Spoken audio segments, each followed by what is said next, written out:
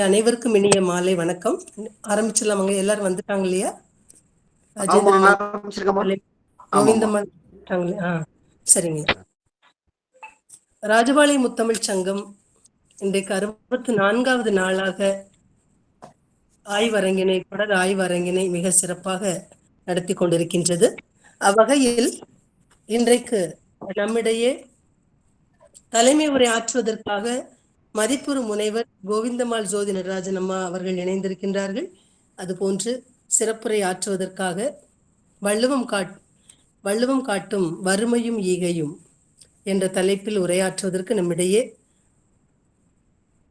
திருக்குறள் மாமணி ராஜேந்திரன் ஐயா அவர்கள் சிறப்பானதொரு உரை வழங்குவதற்காக நம்மிடையே இணைந்திருக்கின்றார்கள்.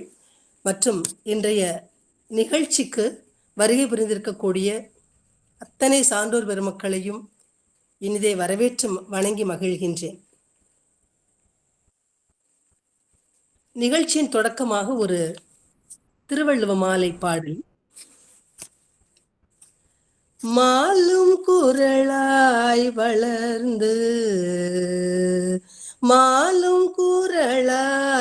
வளர்ந்து இரண்டு மானடியால் ஞாலம் முழுதும் நயந்தளந்தான் மானடியால் ஞாலம் முழுதும் நயந்தளந்தான் வாலறிவின் வள்ளுவரும் தங்குரல் வெண்பாடியால் வாலறிவின் வள்ளுவரும் தங்குரல் வெண்பாடியால் வையத்தார் உள்ளுவெல்லாம் அளந்தார் ஓர்ந்து வையத்தார் உள்ளுவெல்லாம் அளந்தார் ஓர்ந்து. அனைவருக்கும் இனிய வணக்கத்தை கூறி என்னுடைய இன்றைய இந்த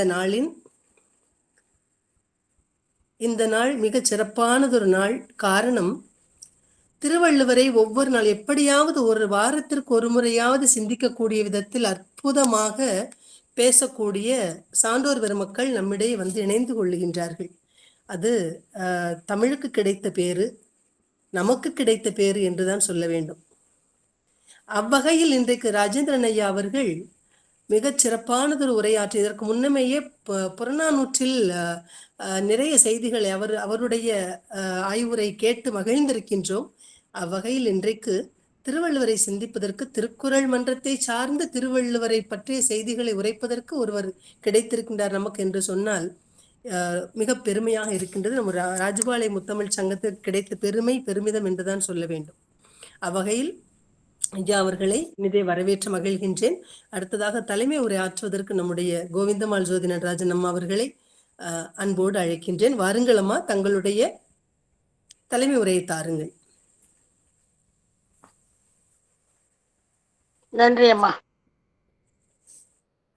அனைவருக்கும் முதற்கண் என்னுடைய வணக்கங்களை தெரிவித்துக் கொள்கிறேன். இந்த ராஜபாளையம் முத்தமிழ் சங்கத்தின் அருமையான ஒரு தலைவராக இருந்து பல பல்சுவை நிகழ்ச்சிகளை நிகழ்த்தி முத்தமிழையும் வளர்த்து முன்னெடுத்து சென்று கொண்டிருக்கக்கூடிய அன்பிற்கும் பெருமதிப்பிற்கும் உரிய சகோதரி சரஸ்வதி ஜெகதீசன் அவர்களுக்கும், அவருக்கு உறுதுணையாக இருந்து பல்வகையிலும் இந்த தளம் சிறப்பாக இயங்குவதற்கு உதவி செய்து கொண்டிருக்கக்கூடிய அன்பிற்கும் பெருமதிப்பிற்கும் உரிய சகோதரர் செல்வனையா அவர்களுக்கும், இவ்விருவருக்கும் தோளோடு தோள் கொடுத்து உதவி செய்யக்கூடிய, நிகழ்ச்சிகளை பதிவிட்டு பலரும் காணக்கூடிய வகையில் காலம் கடந்து முன்னெடுத்து செல்லக்கூடிய நம்முடைய பெருமதிப்பிற்குரிய அசோகன் சாமுவேல் ஐயா அவர்களுக்கும் என்னுடைய வணக்கங்களை தெரிவித்துக் கொள்ளுகிறேன். அவர்களுக்கு என்னுடைய வாழ்த்துதல்களை தெரிவிப்பதோடு, இன்றைய சிறப்பு பேச்சாளராக வருகை தந்திருக்கக்கூடிய பெருமதிப்பிற்குரிய ராஜேந்திரன் ஐயா அவர்கள் மதுரை திருக்குறள் மன்றத்தின் தலைவராக இருந்து மிகச் சிறப்பானதொரு பணியை மேற்கொண்டு ஆற்றிக்கொண்டிருக்கக்கூடிய, பல தளங்களிலே தன்னுடைய உரைகளை நிகழ்த்தக்கூடிய, பல ஆய்வுகளிலே பங்கெடுக்கக்கூடிய பேரறிஞர் ராஜேந்திரன் ஐயா அவர்கள் இங்கே வருகை தந்திருக்கிறார்கள். திருக்குறள் சார்ந்த அருமையான கருத்துக்கள் பலவற்றை ஆழங்கால் கண்டவர். அவர் இவ்விடத்திலே மிகச் சிறப்பான தம்முடைய ஒரு கருத்துரையை வறுமையும் புகழும் ஈதலும் என்ற அற்புதமான தலைப்பிலே இன்று வழங்க இருக்கிறார்கள். திருவள்ளுவ பெருந்தகை அடுத்ததாக இங்கே இந்த தளத்திலே பங்கு பெற்றிருக்கக்கூடிய அனைவருடன் சேர்ந்து ராஜேந்திரன் ஐயா அவர்களுக்கு என்னுடைய வணக்கத்தையும் வாழ்த்துதல்களையும் தெரிவித்துக் கொள்கிறேன். அவர் இன்று பேச எடுத்துக்கொண்டு இருக்கக்கூடிய பொருள் சார்ந்த அதிகாரங்கள் திருக்குறளிலே நல்குரவு, இரவு, இரவச்சம் என்ற 3 அதிகாரங்களிலே வள்ளுவப் பெருந்தகையார் வறுமை குறித்த செய்திகளை வரையறுத்து கூறுகிறார், நிறைவாக கூறுகிறார், பல விதமாக கூறுகிறார். அதற்கு இணையாக ஈவார் எத்தகையவர்களாக இருக்க வேண்டும், ஈகை எப்படிப்பட்டதாக இருக்க வேண்டும், அந்த ஈகையால் பெறக்கூடிய பயன் என்னவாக இருக்கும் என்பதையெல்லாம் அவர் ஒரு அதிகாரத்திலே உரைப்பதாக கொண்டாலும், நூல் முழுவதும் தொடர்ந்து அந்த கொடையை பற்றியும், பகிர்ந்து உண்ணுதலை பற்றியும், பிறருக்கு செய்யக்கூடிய உதவியை பற்றியும் ஆங்காங்கே எடுத்து கூறிக்கொண்டே செல்லுகிறார். இந்த தலைப்பிலே மற்றொரு சிறப்பும் இருக்கிறது. அது வள்ளுவ பெருந்தகையார் 1330 அருங்குறளை உலக திருமறையாக வகுத்தளித்து நமக்கு கொடுத்தாலும் அவர் தன்னை முன்னிலைப்படுத்திக் கொள்வது மிக மிக குறைவு. அத்தகைய மிக குறைந்த இடத்திலே இது ஒரு இடம். இந்த அதிகாரத்திலே தன்னை வெளிப்படுத்திக் கொண்டு ஒரு குறளிலே அந்த வறுமையின் கொடுமை எத்தகையதாக இருக்கும், ஏன் அதை அவர் அப்படி உரைக்கிறார் என்பதை உள்ளுரையாக நாம் உணர்ந்து கொள்ளக்கூடிய வகையிலே முன்வந்து சில கருத்துக்களை உரைக்கக்கூடிய அதிகாரமாக இது இருக்கிறது. இவற்றை சார்ந்த கருத்துக்களை எல்லாம் நான் விளக்கி பேசவில்லை. ஐயா அவர்கள் மிகச் சிறப்பாக உரையாற்றுவார்கள். அவருக்கு அந்த வாய்ப்பை விட்டு இன்று வள்ளுவ மாலையிலிருந்து ஒரு அற்புதமான பாடலை துவக்கமாக எடுத்து பாடிய சரஸ்வதி அம்மா அவர்களுடைய இனிய குரல் அனைவரையும் கட்டி போடக்கூடியதாகவும், கருத்தாழம் மிக்க பாடலை அவர்கள் பாடி நம் சிந்தையை தெளிவித்திருக்கிறார்கள் என்ற வகையிலே அவர்களுக்கும் என்னுடைய வாழ்த்துதல்களை தனிப்பட்ட முறையிலே தெரிவித்துக் கொண்டு என்னுடைய இந்த வாய்ப்பிற்கு நன்றி கூறி அமைகிறேன். நன்றி, வணக்கம். வாருங்கள் ஐயா, ராஜேந்திரன் ஐயா, தங்களுடைய இனிய உரையை தாருங்கள். நன்றி அம்மா. இனிமை தமிழ் எமக்கு இன்பம் தரும்படி வாய்த்த நல்லமுது, கனியை பிழிந்திட்ட சாறு எங்கள் கதியில் உயர்ந்திட்ட பேரு, தனிமை சுவையுள்ள சொல்லை எங்கள் தமிழும் வேறெங்கும் கண்டதில்லை, நனியுண்டு காதல் தமிழ் நாட்டவர் யாவருக்குமே தமிழ் மீது. ராஜபாளையம் முத்தமிழ் சங்கத்தினுடைய நிறுவனராகவும்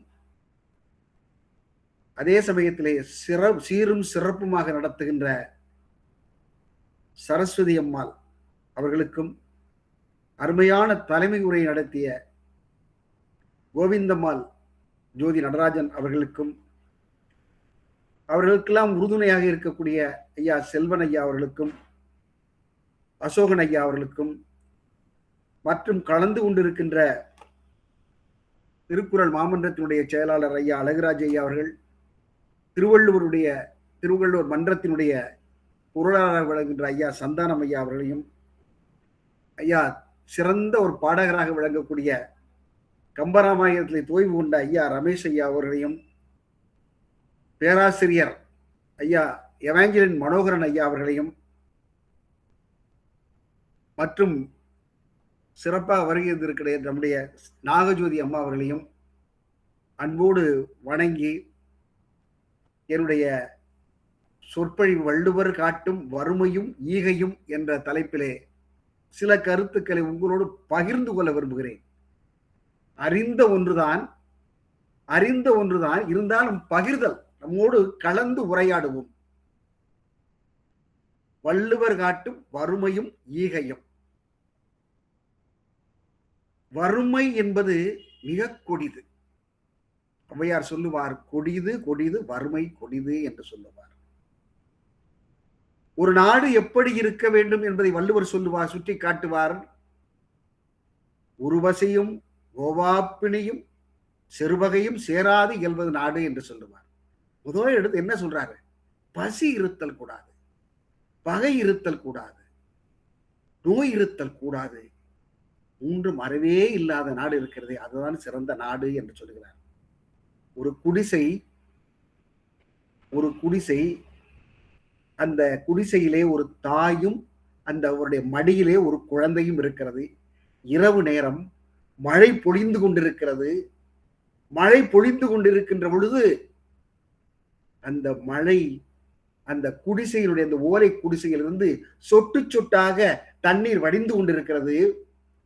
மடியிலே இருக்கக்கூடிய குழந்தைக்கு ஈரம் படாமல் இருப்பதற்காக அந்த தாய் என்ன செய்கின்றால், குனிந்து அந்த குழந்தையை காப்பாற்றுகிறார். இருந்தும் குழந்தையினுடைய உடம்பிலே ஈரம் பட்டுக்கொண்டே இருக்கிறது.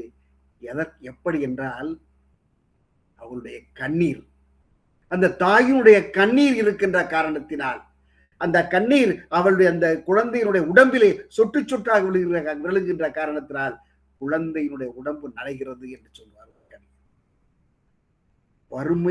வறுமையால் ஆட்பட்ட அந்த பெண்மணி வடிக்கின்ற கண்ணீர் அது. உயிர் வாழ்வதற்கு உணவு,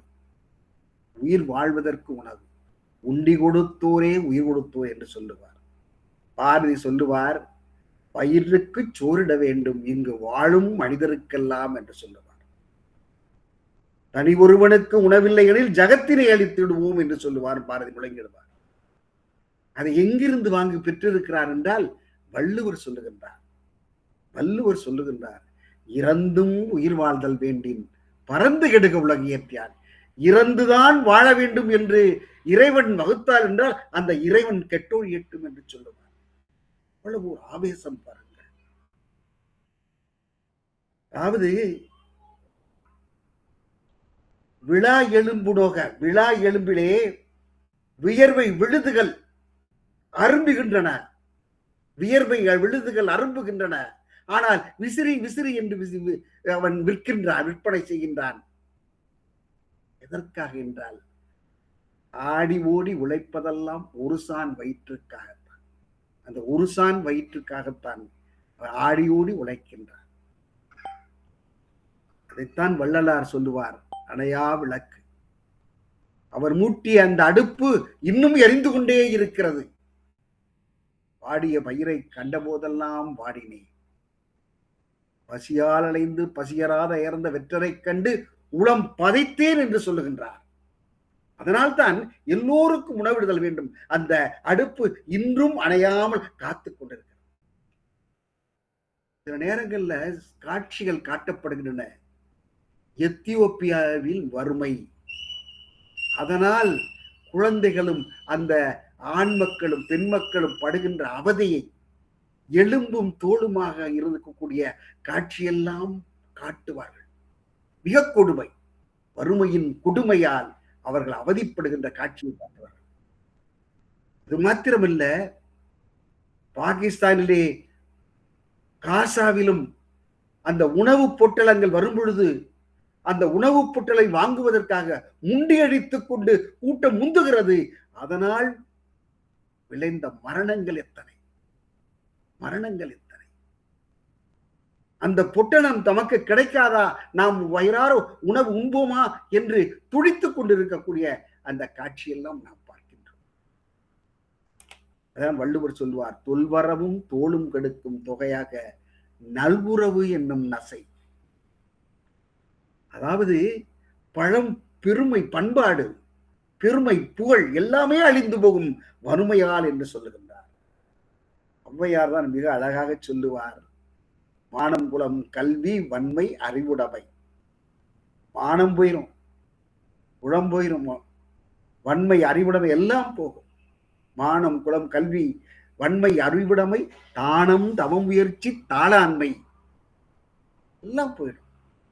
அழகாக சொல்லுவார், தேனின் கசிவந்த சொல்லியர் மேல் காமுறுதல். அந்த இன்பம் என்பது மனிதனுக்கு இன்றியமையாத ஒன்று. அந்த தேனின் தன்னுடைய மனைவியாளோடு அன்பு செலுத்த முடியாது, காதல் புரிதல் முடியாது. தேனின் கசிவந்த சொல்லியர் மேல் காமுறுதல் பசி வந்திட பத்தும் பறந்து போம் என்று சொல்லும். எப்படிப்பட்ட கொடுமையான அந்த காட்சியெல்லாம் சொல்லுகின்றார். மணிமேகலை, அந்த மணிமேகலையை சொல்லும் பொழுது அவர் அட்சய பாத்திரம் கொண்டு அந்த அதாவது ஏழைகளுக்கெல்லாம் உணவளிக்கக்கூடிய அந்த காட்சியை பார்க்கின்றோம். ஏன்? குடிப்பிறப்பு அளிக்கும் விருப்பம் கொள்ளும். மணிமேகலை என்ற அந்த அந்த நூலே அட்சய பாத்திரம் மூலமாக உணவு வழங்குதல் தான் சுட்டிக்காட்டுகிறது. அதாவது வள்ளுவர் ஒரு அழகான காட்சியை காட்டுவார், மிக அழகான காட்சியை காட்டுவார். ஒரு கோயில் முன்னாடி ஒரு பிஎம்டபிள்யூ கார்ல ஒரு அம்மா இறங்கி கோயிலுக்கு போகின்றார். வரிசையா பிச்சைக்காரங்க வரிசையா உட்கார்ந்துருக்காங்க. இந்த அம்மா என்ன செய்யறாங்க, நேர இறைவனை காணுகின்றால், இறைவனை வழிபடுகின்றால். இறைவனை வழிபட்டு பின்பு வருகின்றால், ஒரு பிச்சைக்காரன், அந்த பிச்சைக்காரன் வரிசையிலே ஒருவன் இருக்கின்றானே, அவன் பதுங்கி பதுங்கி இருக்கிறான். அந்த பிச்சைக்காரர் வரிசையிலே ஒருவன் பதுங்கி பதுங்கி இருக்கிறான். இந்த அம்மையார் அப்படியே செல்லுகின்றார். அந்த கார் ஓட்டுநரை பார்த்து, இங்கே வாப்பா, அந்த பிச்சைக்காரர்களுக்கு ஏதாவது ரூபாயை கொடு, ஏதோ பணத்தை கொடு என்று சொல்லி அந்த பிச்சைக்காரர்களுக்கு கொடுக்குமாறு அந்த ஓட்டுநரிடம் கொடுக்கின்றார். அந்த ஓட்டுநர் என்ன செய்கின்றார், அந்த பிச்சைக்காரர்களுக்கு போட்டு ஒரு பிச்சைக்காரன் மாத்திரம் நாணுகின்றான். அந்த ஓட்டுநர் என்ன சொல்லுகின்றார், ஐயா உங்களுக்கெல்லாம் இந்த நிலைமையா என்று கேட்கின்றார். அந்த பிஎம்டியூ காரில் இருந்து இறங்கிய அந்த அம்மையாருடைய பையன்தான் பிச்சை எடுத்துக் கொண்டிருக்கிறான். அவன் எப்படிப்பட்ட நிலையில் இருந்தான் என்றால், அவன் தன்னுடைய செல்வத்தை எல்லாம் பிரித்து, அந்த தந்தையாரிடமிருந்து பிரித்து வாங்கி என்ன செய்கின்றான், குடிப்பழக்கத்துக்கும் கூத்தியார் பழக்கத்திற்கும் ஆளாகி சீரழிவு பெற்று நல்குறவாக ஆகின்றான். வள்ளுவர் இந்த காட்சியை அறம் சாரா நல்குறவு ஈன்ற தாயானும் பிறன் போல நோக்கப்படுவான். பிச்சை எடுக்கின்றான். எவனோ யாரோ ஒருவன் இருக்கிறான் பிச்சைக்காரர் என்று தாயும் என்ன செய்கின்றான், அவனை ஏறிட்டு கூட பார்க்க விரும்பவில்லை. ஏறிட்டு கூட பார்க்க விரும்பவில்லை. அப்படியே சென்று விடுகின்ற அந்த காட்சியை காட்டுகிறார். அறம் சாரா நல்குறவு. அந்த நல்குறவு எதனால் ஏற்பட்டது அவனுக்கு? அவன் அறம் சார்ந்த வாழ்க்கை வாழாத காரணத்தினால் அவன் அப்படிப்பட்ட வறுமை என்ற கருத்தை அறம் சாரா நல்குறவு என்ற தாயானும் பிறன் போல நோக்கப்படும், யாரோ எவரோ என்று அந்த அப்படிப்பட்ட ஒரு நிலை உருவாகும் என்பதை சொல்லுகிறார். இன்னொரு காட்சியை வள்ளுவர் காட்டுகிறார், மிக அருமையான காட்சி. ஒரு சத்திரம், இந்த சத்திரத்திலே ஒரு 4-5 பேர் கூட்டமாக சீட்டு விளையாடி கொண்டிருக்கிறார்கள். இன்னொரு பக்கம் தூங்கிக் கொண்டிருக்கிறார்கள். இன்னொரு பக்கம் பார்த்தால் இந்த முயலை, வேட்டையாடிய முயலை தீயால் அப்படியே கருகி அந்த அந்த அந்த தீயிலா இருக்கக்கூடிய அந்த அந்த முயலுடைய அந்த கரியை சுவைக்க தலைப்படுகிறார்கள்.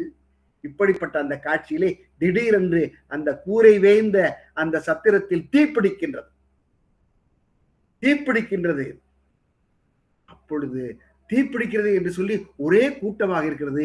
அந்த சமயத்திலே ஒரு பெண், ஒரு சின்ன ஒரு 10 வயது பெண், அப்பா அப்பா அப்பா என்று அலறுகின்றார். அங்கே குடிசை அந்த சத்திரத்துக்குள்ளே தன்னுடைய தந்தையார் இருக்கிறார் என்றது காரணத்துக்காக அப்பா அப்பா என்று கத்துகிறாள். அப்பொழுது ஒரு இளைஞன் என்ன செய்கின்றார், ஓடி போய் அந்த பெண்ணினுடைய தந்தையை அப்படியே தூக்கி வெளியே வருகிறார். சொல்லுகின்றார், அந்த முதியவர் சொல்லுகின்றார், அந்த பெண்ணுடைய தந்தை சொல்லுகின்றார், என்னை தூக்கிட்டு வந்தீங்க? நான் நிம்மதியா தூங்குவினையா? நெருப்புல கூட என்னால தூங்க முடியும் ஐயா. ஆனால் நான் பசியால் துன்புறுகின்றேனே, நான் எப்படியா தூங்க முடியும்? நெருப்பிலுள் துஞ்சலும் ஆகும். வள்ளுவர் சொல்லுகிறார், நெருப்புல கூட என்னால இருக்க முடியும், ஆனால் நிரப்பினுள் யாதொன்றும் கண்பாடு அறிதினால தூங்க முடியலையா? நெருப்புல கூட என்னால தூங்க முடியும், ஆனால் அதே சமயத்திலே நான் வறுமையிலே வயிற்று பசியிலே என்னால் தூங்க முடியவில்லையா, நான் என்ன செய்வது என்று அலமருகின்ற அந்த காட்சியை நெருப்பினுள் துஞ்சலும் ஆகும், நிரப்பினுள் யாதொன்றும் கண்பாடு அறிது, கண்ணு மூட முடியலையா பசினால என்று சொல்லுகின்ற அந்த காட்சியை அழகாக சொல்லுகின்றார். ஒரு நிகழ்ச்சி, காரிலே அண்ணா அவர்கள், மறைந்த முதல்வர் அண்ணாவும் கண்ணதாசனும் காரில் பயணப்பட்டு கொண்டிருக்கிறார்கள். காரில் அப்பொழுது அண்ணா எப்பொழுதுமே இந்த குறுந்தீனியில் ஆவல்படுவார், குறுந்தீனி உண்ணுவதற்கு. உடனே கடலைப்பருப்பு வாங்கினாங்க. வாங்கி அந்த பேப்பரில் இருக்கக்கூடிய கடலைப்பருப்பை இருவரும் உண்டு அந்த காரில் பயணப்பட்டு கொண்டிருக்கிறார்கள். அப்பொழுது அந்த காகிதத்தை அந்த அண்ணா உண்டு விட்டு அந்த காகிதத்தை தூர எறிந்து விடுகிறார். கண்ணதாசன் என்ன செய்கின்றார், அந்த காகிதத்தை தின்ற அந்த காகிதத்தை, கடலைப்பருப்பு இந்த காகிதத்தை எடுத்து பார்க்கின்றார். அதிலே ஒரு அருமையான கவிதை இருக்கிறது, அருமையான இருக்கிறது. அது ஒரு வறுமை வாய்ப்பட்டவன் எப்படிப்பட்ட ஒரு புலம்பலை அவன் கவிதையாக வெளிப்படுத்துகிறார் என்பதை அழகாக காட்டுகின்றார். நான் பசியால் இருக்கிறேன், இங்கே கல்லும் மண்ணும் இருக்கிறது, இந்த கல்லையும் மண்ணையும் ஆச்சு எனக்கு உண்பதற்கு இறைவன் வகுத்தானா என்று கேட்கின்றார். காட்சி என்றார், கல்லைத்தான் மண்ணைத்தான் காய்ச்சித்தான் குடிக்கத்தான் கற்பித்தானா? எப்படி சொல்லுகின்றார்?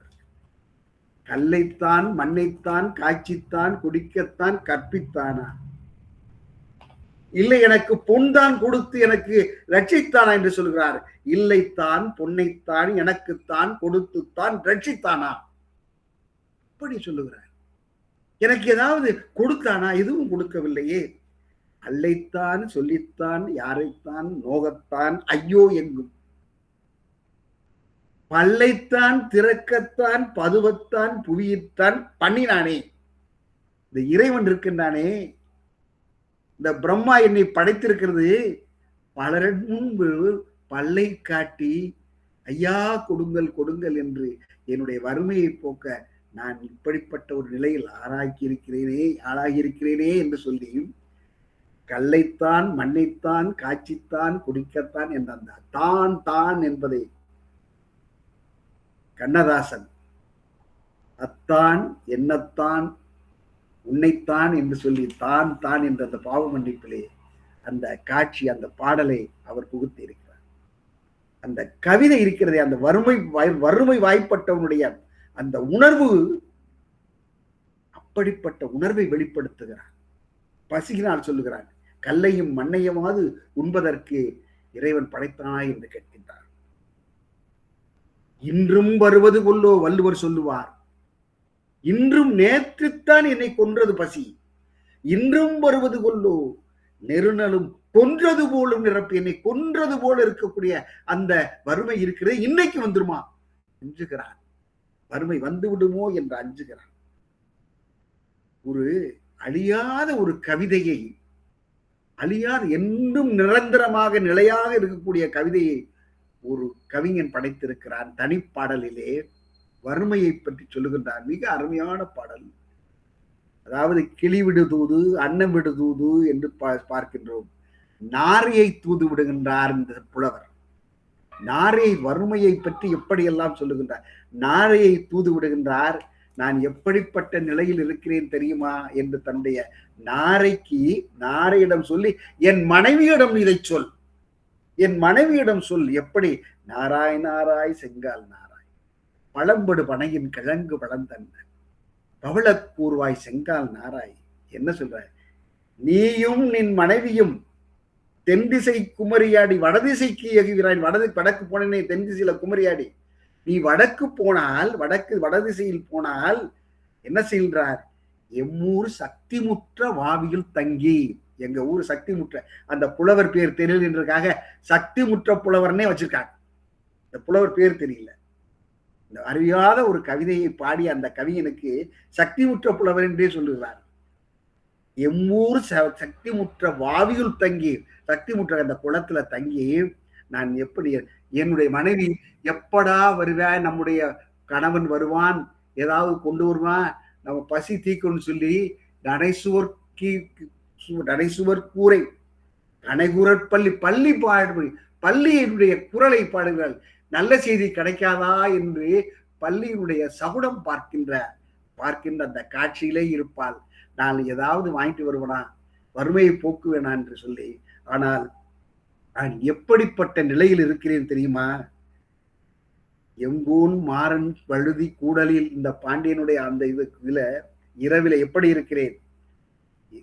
கையது கொண்டு மெய்யது போர்த்தி, அப்படியே குளிர்ல நடுங்கிறான். குளிர்ல எங்கோன் மாலன் மருதி கூடலில் ஆடையின்றி வாடையில் மெலிந்து, ஆடையில்லாமல் இருக்கிறேன், வாடையில் மெலிகின்றேன். அதே சமயத்திலே கையது கொண்டு மெய்யது போர்த்தி, கையிலிருந்து மெய்யது போர்த்தி, காலது கொண்டு மேலது தலி, கையது கொண்டு மெய்யது போர்த்தி, காலது கொண்டு மேலது தலி, இப்படி குன்னி கொண்டிருக்கான். அது உவமை சொல்லுகின்றான். அருமையான உவமை. எப்படிப்பட்ட அந்த கவிஞனுடைய உள்ளத்திலே எப்படிப்பட்ட உவமை வருகிறது?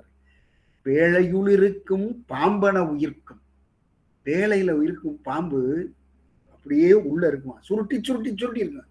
அந்த சுருட்டி இருக்கக்கூடிய மாதிரி உடம்பு பூரா சுருக்கி கொண்டு இருக்கிற அந்த காட்சியை அழகாக படம் பிடித்து காட்டுகிறார்கள். வறுமையினுடைய கொடுமை.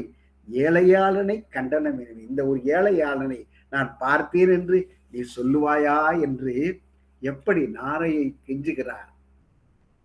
அதைத்தான் வள்ளுவர் சொல்லுகிறார். இன்மையின் இன்மை யாதனின், இன்மையின் இன்மையே இன்னாதது. வறுமையை காட்டிலும் கொடியது. வள்ளுவரால பதில் சொல்லவே முடியல. வள்ளுவர் சொல்லுகிறார், வறுமையை காட்டிலும் வறுமையே கொடியது என்று சொல்லுகிறார். இப்படிப்பட்ட ஒரு அருமையான கருத்தை, வறுமையினுடைய கொடுமையை சொல்லுகிறார். இன்னும் ஒரு சொல்லுவார், அழகாக சொல்லுவார். ஒரு பெரிய அவையிலே ஒரு நுட்பமான கருத்தை நீ சொல்லுகின்றாய். ஒரு நுட்பமான கருத்தை சொல்லுகிறார். சிக்கலான ஒரு நிலை, சிக்கலான நிலைக்கு ஒருவன் சொல்லுகிறான் என்று எழுந்து சொல்லுகிறான். அவனுடைய தோற்றத்தை பார்க்கிறார்கள். இவன் வறியவன், இவனிடத்தில் ஒன்றும் இல்லாதவன். இவன் ஏதாவது சொல்லி எதிர்பார்ப்பை நோக்குவான் என்று கருதி அவன் நல்ல கருத்தை சொன்னாலும் கூட ஒரு வறுமையாளனுடைய கருத்தை ஏற்க மாட்டார்கள். வள்ளுவர் சொல்லுகிறார். ஒரு நல்ல கருத்தை ஒரு சிக்கலான நிலையிலே இருக்கும் பொழுது அந்த வறுமையாளன் சொல்லும் பொழுது அந்த கருத்தை ஏற்க மாட்டார்கள் என்று சொல்லுகிறார். எப்படிப்பட்ட நிலை! நற்பொருள் நன்குணர்ந்து சொல்லினும் நல்கூர்ந்தார் நல்கூர்ந்தாருடைய சொல்லை அவர்கள் ஏற்க மாட்டார்கள். நல்கூர்ந்தார் சொற்களை நற்பொருள் நன்குணம் சொல்லிடும் நல்கூர்ந்தாருடைய சொல்லை அவர்கள் ஏற்க மாட்டார்கள், வறுமையாளனுடைய சொல்லை அவர் ஏற்க மாட்டார்கள் என்று அழகாக வள்ளுவர் வறுமையை பற்றி மிக அழகாக மிக நம்முடைய நுட்பமாக சொல்லி, அதே சமயத்திலே இந்த வறுமையை அகற்றும் முகத்தான் ஈகையை சொல்லுகிறார். இந்த வறுமை சமுதாயத்தில் இருத்தல் தகாது. வறுமை இருக்கக்கூடிய நாட்டிலே சுபிட்சம் இருக்காது. வறுமை இருக்கிற நாட்டிலே ஒரு முன்னேற்றம் இருக்காது. எனவே ஈகை இருத்தல் வேண்டும். எல்லாரும் எல்லா பெருஞ்செல்வமும் எய்தலாலே எல்லாரும் இல்லை உடையார்களும் இல்லை மாதோ என்று சொல்லுவான் கம்பன். அனைவரும் எல்லாரும் எல்லா செல்வமும் பெற்று சிறந்த முறையிலே வாழ்தல் வேண்டும் என்ப அந்த கனவினுடைய அடிப்படை. அந்த கனவினுடைய அடிப்படையை உருவாக்கியவர் வள்ளுவர். இன்பம் என்பது என்ன? வள்ளுவர் சொல்லுவார், இன்பம் என்பது என்ன கேட்கின்றார். நாம் சொல்லுவோம் இன்பம் என்பது என்னன்னா, தொல்காப்பியர் என்ன சொல்வார்? இன்பம் என்பதைத்தான் உலக உயிர்கள் ஓரறிவு முதல் 6 அறிவு உரை இன்ப வேட்கையே குறிக்கோள், இன்ப வேட்கையே குறிக்கோளாக கொண்டிருப்பார்கள். இன்பம் என்பது எல்லா உயிருக்கும், தொல்காப்பியர் சொல்வார், எல்லா உயிருக்கும் இன்ப நாட்டம் என்பது தவிர்க்க முடியாதது. இன்ப நாட்டம் என்பது தவிர்க்க முடியாதது. இன்பம் என்பது எல்லா உயிருக்கும் தானமர்ந்து வரும் நேவற்றாகும் என்பது தொல்காப்பியம். இன்பம். அப்ப இன்பம் என்பது என்ன? இன்பம் எங்கே இன்பம் எங்கேன்னு பாட்டு, சீர்காழியுடைய பாட்டு. இன்பம் எங்கே இன்பம் எங்கே, கனிரசமாய் மதுருந்தி கழிப்பதல்ல இன்பம். இன்பம்னா என்ன? குடியில் இருக்கக்கூடிய இன்பம் இன்பமா? இல்லை. அல்லது கணியரின் முகத்திலே காண்பதல்ல இன்பம், அதுவல்ல இன்பம். எது இன்பம்? வள்ளுவர் சொல்லுகின்றார், ஈத்துவக்கும் இன்பம்.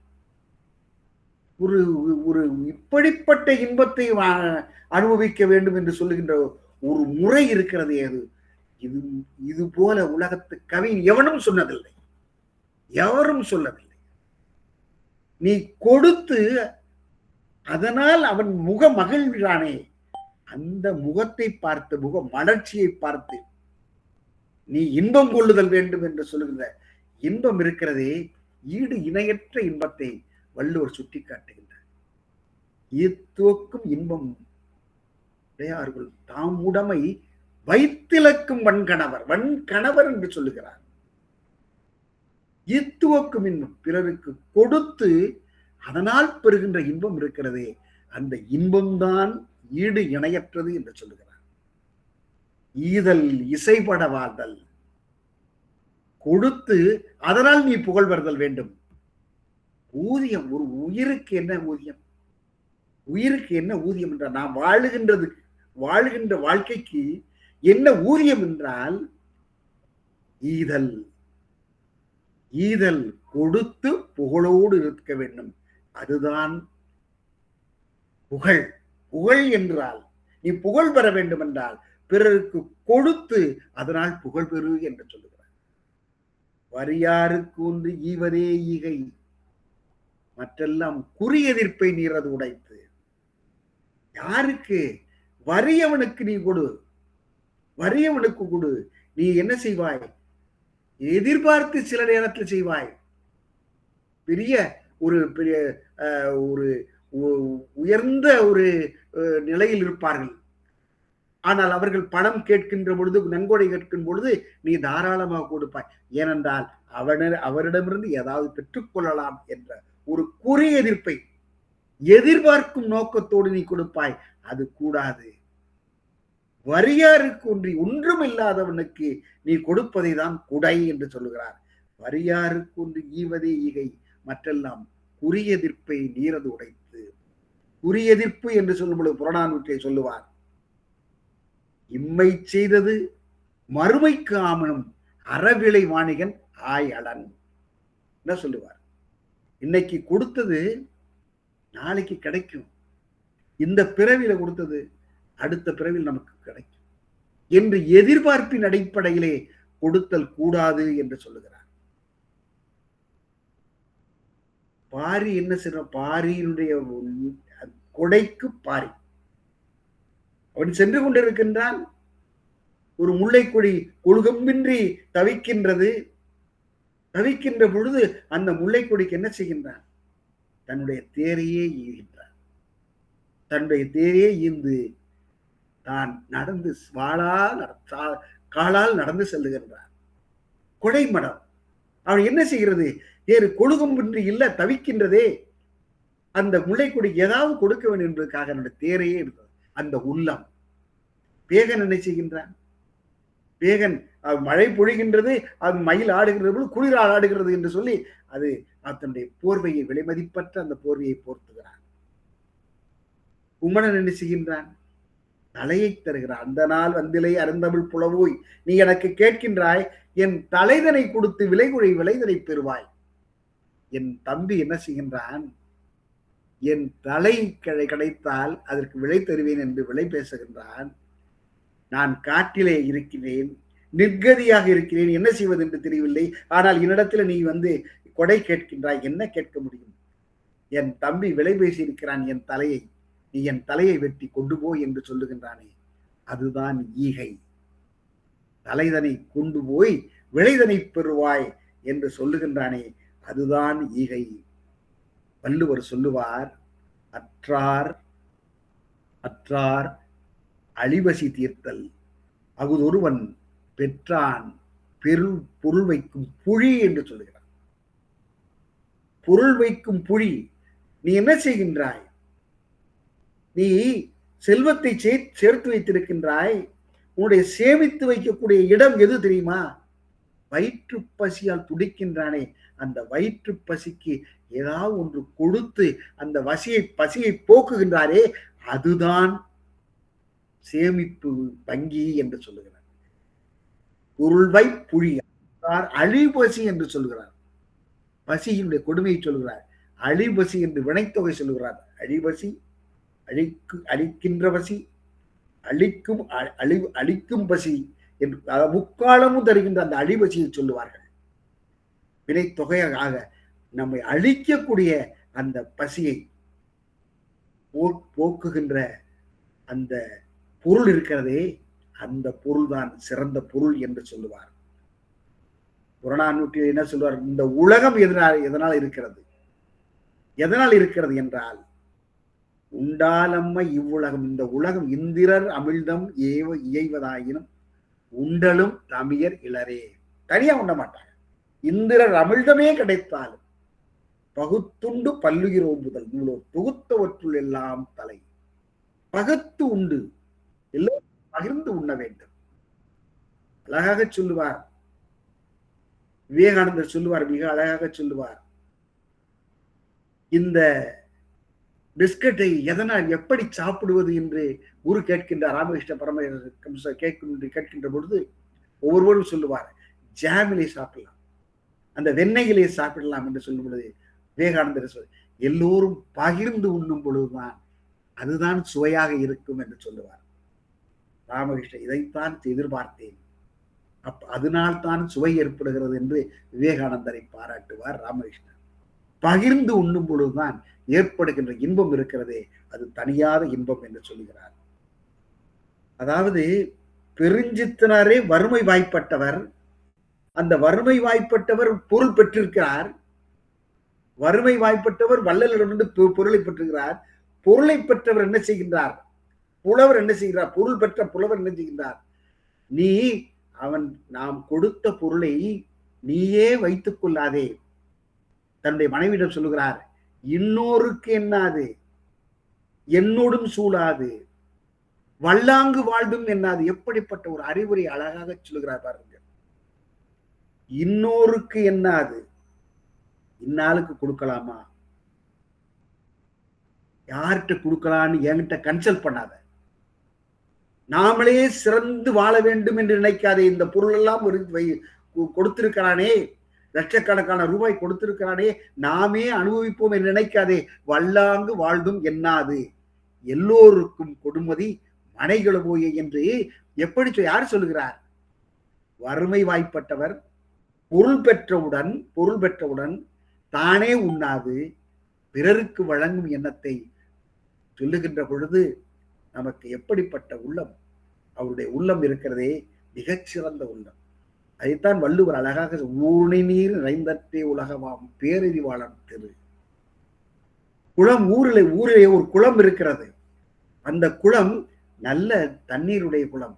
அது போலத்தான் ஊருணி நிறைந்தற்றே உலகமாம் பேரறிவாளன் திரு. பேரறிவாளன் திரு எல்லோருக்கும் பயன்படும். அந்த ஊரு நீர் இருக்கக்கூடிய தண்ணீர் எல்லோருக்கும் பயன்படுதல் போல அந்த பேரருடைய செல்வம் எல்லோருக்கும் பயன்படும் என்று சொல்லுகிறார்.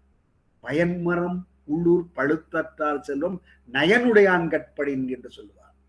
பயனுள்ள மரம் இருந்தால் எல்லோருக்கும் அது பயன்படுதல் போல அந்த பெருந்தகையான் இருக்கின்றன, அவனுடைய செல்வம் இருக்கிறது எல்லோருக்கும் பயன்படும் என்று சொல்கிறார்.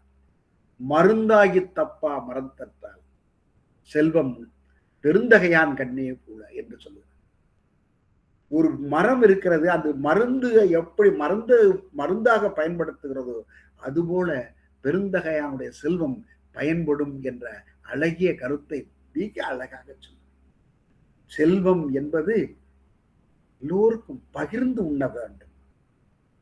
அதாவது சில வள்ளல்களை பற்றி நாம் கூறாமல் இருத்தல் முடியாது. வாழ்ந்து மறைந்த அந்த வள்ளல்களை எல்லாம் நாம் நினைவு கூறுதல் தான் சிறப்பானது.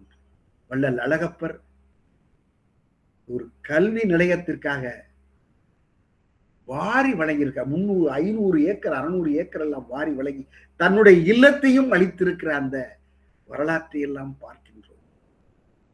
எத்தனை கோடி இன்பம் வைத்தாய் என்று பாரதியார் சொல்லுவார். ஆனால் வறுமையில் வாடினார். வறுமையில் வாடிய போதும் கூட அவருக்கு அளிக்கப்பட்ட அந்த வேட்டி சட்டை குளிரால் நடுங்கிய ஒரு ஏழைக்கு, குளிரால் நடுங்கிய ஏழைக்கு அந்த ஆடையை அணிவித்து மகிழ்ந்தார் என்று நம்முடைய பாரதியாருடைய வரலாற்றை நாம் பார்க்கின்றோம். பாரதியார் தான் துன்பப்பட்டும் கூட பிறர் இன்பம் அடைய வேண்டும் என்பதற்காக தனக்கு அளிக்கப்பட்ட அந்த வேட்டியும் அந்த துண்டையும் அழித்து சாதாரண உடையிலே வருகின்ற அந்த காட்சியெல்லாம் நாம் பார்க்கின்றோம். அது மாத்திரமல்ல, பென்னிகுயிக் என்ற ஒரு வெள்ளையன், தேனியிலே ஒரு அணை கட்ட வேண்டும் என்பதற்காக எந்தவித தொடர்பும் இல்லை. அவனுக்கு இந்த நாடு சொந்தமல்ல, இந்திய நாடு சொந்தமல்ல, ஒரு வெள்ளை நாடு, இங்கிலாந்து நாட்டை சார்ந்தவன். அவனுக்கு என்ன அந்த உள்ளம் இருக்கிறது? ஜாதி சமயம் எல்லாம் கடந்து, நாடு கடந்து, தன்னுடைய நகைகளை எல்லாம் தன்னுடைய சொத்தெல்லாம் வித்து அணை கட்டுகிறான் என்றால் எப்படிப்பட்ட உள்ளம்! பேருள்ளம்தான் என்று சொல்ல வேண்டும். அப்படிப்பட்ட உள்ளம்தான் ஈதல் அறம். அறம் என்றால் ஈதல் அறம். அரணப்பட்டதே இல்வாழ்க்கை என்று சொல்லுவார். அறம் என்று சொல்லும் பொழுது அது ஈதல் தான் என்று சொல்லுவார். பாடுபட்டு தேடி பணத்தை வைத்து என்ன செய்கின்றீர்கள்? கூடு விட்டு ஆவி போன பின் என்ன செய்வீர்? இங்கு பாடுபட்டீர். அதே சமயத்திலே நீ பாடுபட்டாய்.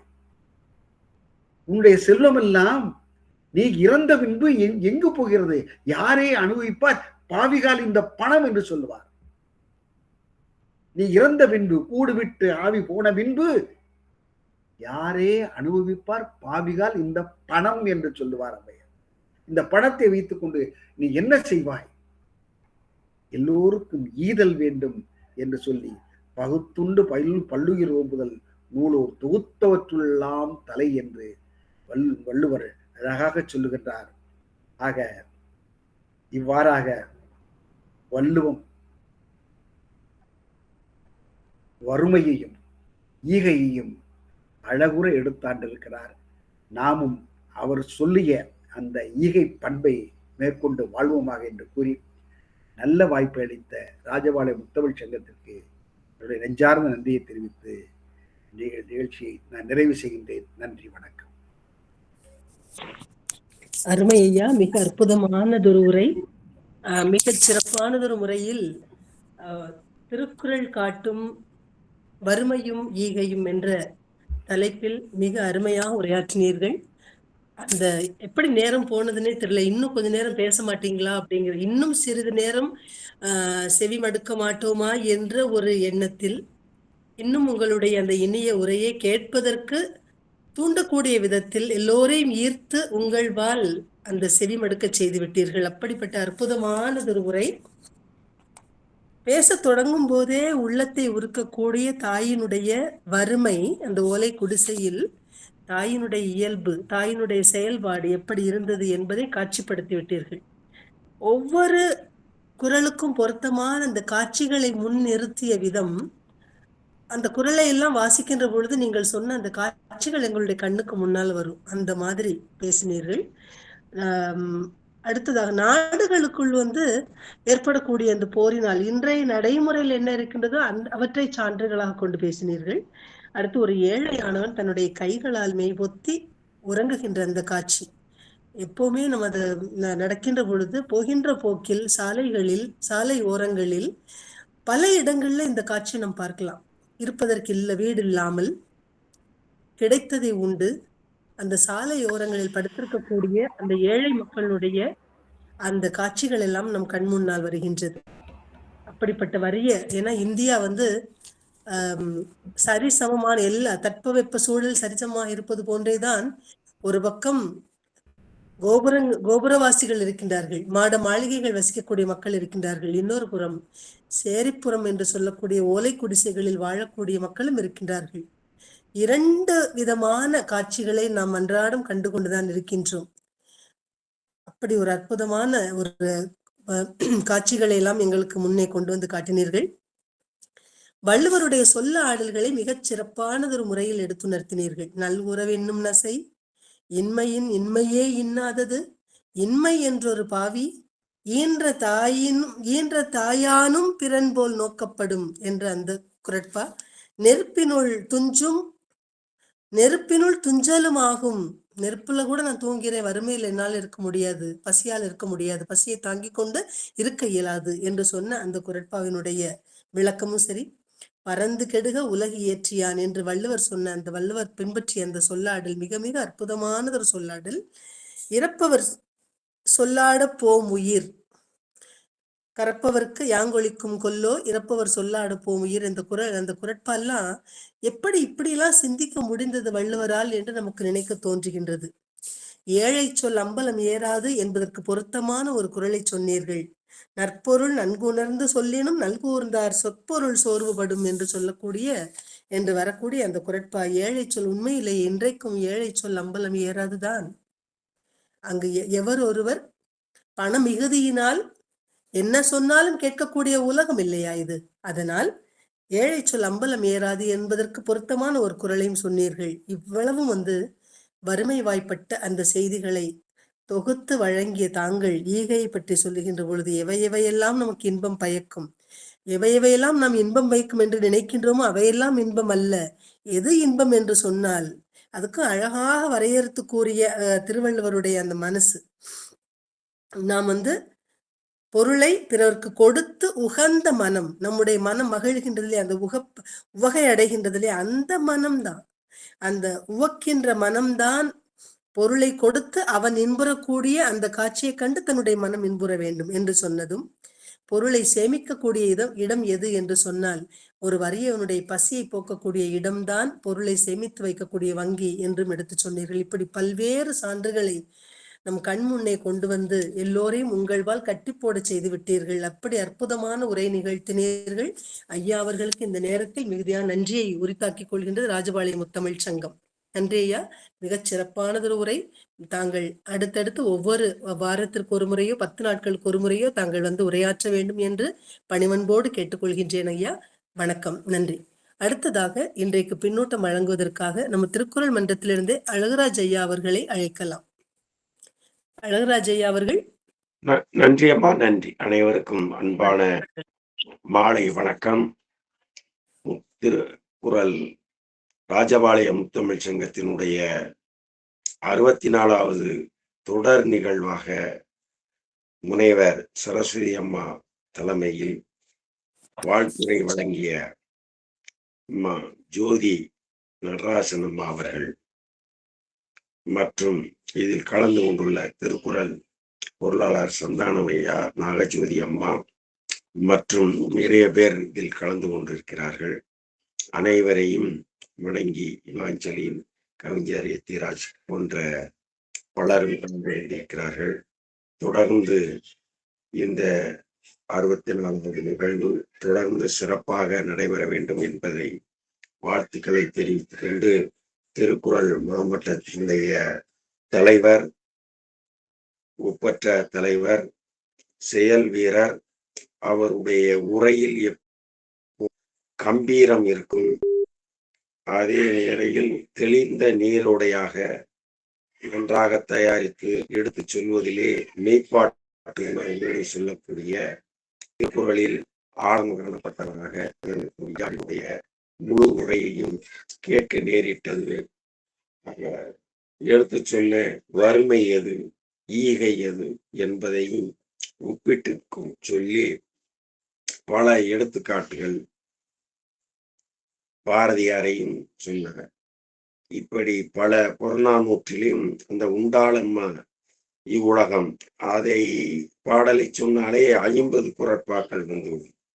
அந்த அளவுக்கு இந்த உலகம் நிலைத்து இருப்பதற்கான காரணம் பிறருக்கு கொடுத்து மகிழ்வதனால்தான் என்ற நிலையிலும், பெருஞ்சித்தனாருடைய எந்த நிலையிலும் தான் தாய் பசியுற்றாலும், மனைவி பசியுற்றாலும், குழந்தை பசியுற்றாலும் தன்னுடைய வறுமை நிலையை குமணனிடம் பெற்ற பொருளையெல்லாம் பிறருக்கு கொடுத்தக்கூடிய அந்த ஈகைத்தன்மையையும் ஆரம்பத்திலேயே மணிமேகருடைய ஜெயபாத்திரம் போன்ற அந்த ஈகைத்தன்மை கொடுக்கக்கூடியது அது. வறுமையில் நெருப்பொனியில் துஞ்சலும் முடியும், உறங்கவும் முடியும் என்று வறுமையினுடைய ஆழம் எவ்வளவு என்ற நிலையெல்லாம், பசியினுடைய கொடுமை எது என்ற நிலையெல்லாம் கதை சொல்லி எடுத்துக்காட்டோடு பல எடுத்துக்காட்டுகள் பாடலையும் திரைப்பட பாடல்களை எல்லாம் கையாண்டு பல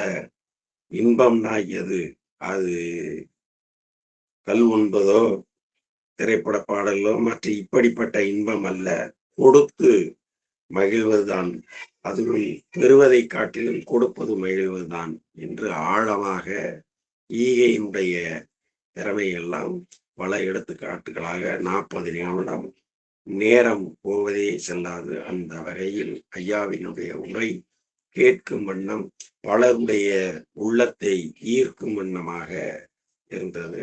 மிகச்சிறப்பு ஒருங்கிணைப்பு செய்கின்ற அம்மா நெறியாளர்கள், இதில் இருக்கின்ற சான்றோர்கள் அனைவருக்கும் நன்றி கூறி, சிறப்பு பேச்சாளருக்கு சிறப்பு நன்றியை கூறி விடைபெறுகிறேன். நன்றி. நன்றி அம்மா, நன்றி. வாய்ப்புக்கு நன்றி.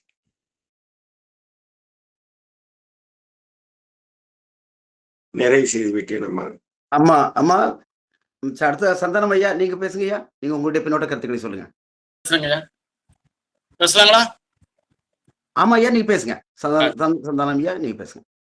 அனைவருக்கும் எனது இனிய இரவு வணக்கம். ராஜபாளையம் முத்தமிழ் சங்கம் என்றவுடனே எனக்கு ஒரு 40 வருடங்கள் பின்னோக்கி போய்விட்டேன். என்னுடைய ஆரம்ப கல்வி சிறுலிபுத்தூரில் தான் இருந்தது. எனது தந்தையாரும் பன்மொழி புலவர் மூக்கு ஜெகநாதராஜம் அவர்களும் மிக நெருங்கிய நண்பர்கள். தந்தை 94 மறைந்த சமயத்திலிருந்து அந்த 90லிருந்து 94 வரை நான் பல முறை அவர்கள் வீட்டிற்கு வந்திருக்கிறேன். ராஜபாளையம் முத்தமிழ் என்றவுடனே எனக்கு ஒரு 40 வருடங்கள் பின்னோக்கி போய் ஐயாவுடன் இருந்த பழைய அந்த ஒரு வாய்ப்பை இறைவனுக்கு எனக்கு கொடுத்தது. கண்களில் நீர் கசிந்து இந்த நிகழ்வில் நான் கலந்து கொள்கிறேன்.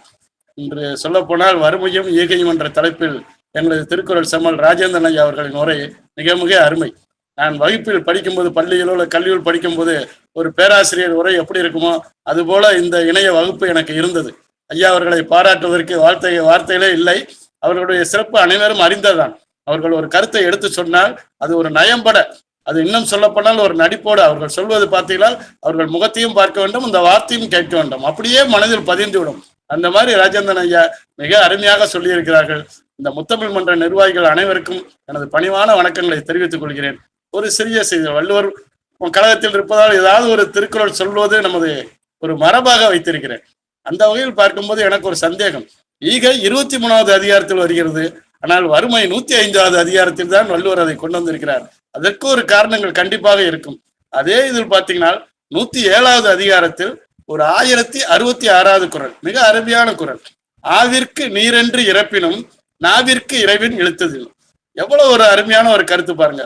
ஒரு அறங்கருதி பசுக்கு நீர் கேட்டா கூட அது போல இழுவதற்கு சொல் வேற இல்லைன்றாரு. இப்படிலாம் நம்மளை உணர வைக்கிறாங்க. இது பெரிய பெரிய அறிஞர்கள் நமக்கு புரியுற மாதிரி ரொம்ப எளிமையா சொல்றாங்க.